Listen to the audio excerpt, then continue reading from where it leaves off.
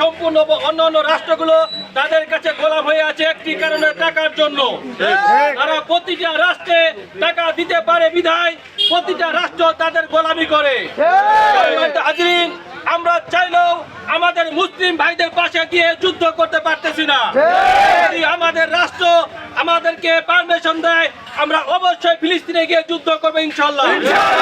যেহেতু আমরা চাইতে পারবো না, আমাদের সবচেয়ে বড় জিহাদ হলো আমরা প্রত্যেকটা মানুষ, প্রত্যেকটা দোকানদার ইসরায়েলি পণ্যকে বয়কট করবে ইনশাআল্লাহ। শুধু তাই নয়, এরপর থেকে যদি কোনো ডিলার যদি ইসরায়েলি পণ্য নিয়ে আসে, আমরা অবশ্যই তাকে বেঁধে রাখবো। দোকানদার ভাইদেরকে বলছি, আপনারা প্রতিটা ইসরায়েলি পণ্য আপনারা ডিলারদের কাছে ব্যাগ দিয়ে দিবেন। যদি ব্যাগ না দেন, তাহলে আমরা মনে করে নিব আপনি সবচেয়ে বড় মুসলিম নামে ইসরায়েলের বড় দালাল।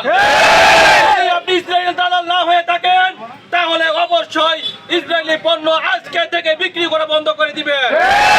এই কথা বলে আমার সমাপনী সংক্ষিপ্ত বক্তব্য শেষ করছি। আসসালামু আলাইকুম ওয়া রাহমাতুল্লাহ।